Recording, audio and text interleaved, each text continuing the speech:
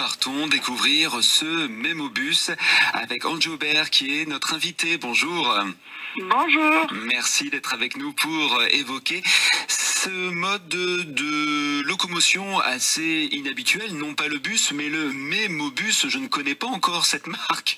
Vous allez nous en dire un peu plus. Qu'est-ce que c'est exactement? En fait, déjà, je vais enlever un malentendu. C'est pas un bus proprement dit. On peut pas monter dedans. C'est un véhicule utilitaire qu'on a rempli avec des brochures, des expositions, des dépliants, des livres et des affiches.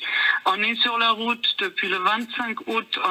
On a commencé à Berlin et c'est un projet franco-allemand pour l'Europe, parce que bon, l'Europe n'est jamais loin, et donc on circule depuis le 25 août, on était dans 9 villes en Allemagne, et là on a déjà fait 6 villes en France, et on continue jusqu'au 20 octobre, où on arrivera à Versailles, au congrès de la Fédération franco-allemande des acteurs franco-allemands pour l'Europe. Soit un trajet de près de 6000 km, ce qui relève de l'exploit, mais pourquoi c'est ce si long trajet au nom de la solidarité et de la compréhension franco-allemande?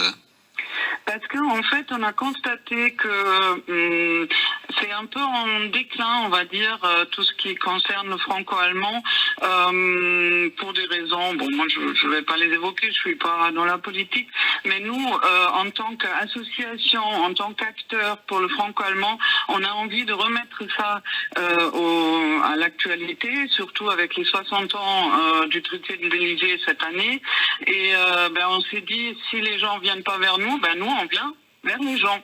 Et du coup, on a dit comment on peut aller vers les gens. On a pris un véhicule et on circule un peu partout et on essaye d'en parler et de faire des vagues et des petits et ça marche assez bien. Alors on ne monte pas effectivement dans ce bus, mais en tout cas on peut l'admirer, mais c'est aussi un moyen de locomotion qui vous permet d'aller à la rencontre de nombreuses personnes. Justement, quelles ont été les réactions auprès des personnes que vous avez pu rencontrer dans le cadre de ces échanges de coopération, d'information sur les liens franco-allemands?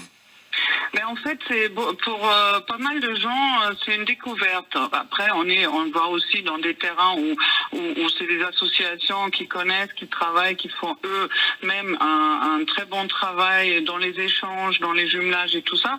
Mais on a rencontré aussi des gens qui connaissaient pas et qui étaient très intéressés, qui disaient ah oui, je vais creuser, je vais chercher.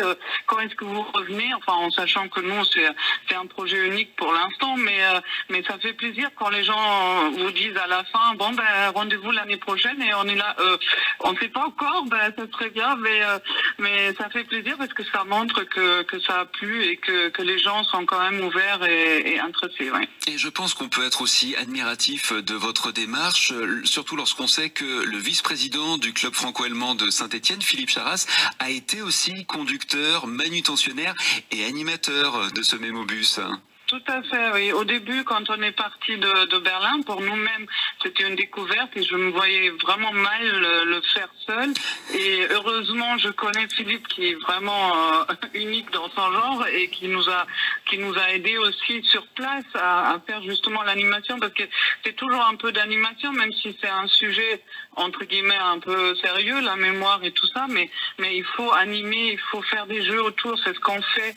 On attire les enfants avec une fresque qu'on remplit au fur et à mesure. Enfin, il y a des visages à colorer qui vont être exposés à la fin. On fait des chansons avec les enfants qui veulent bien participer, pas que les enfants d'ailleurs, il y a les adultes aussi qui chantent.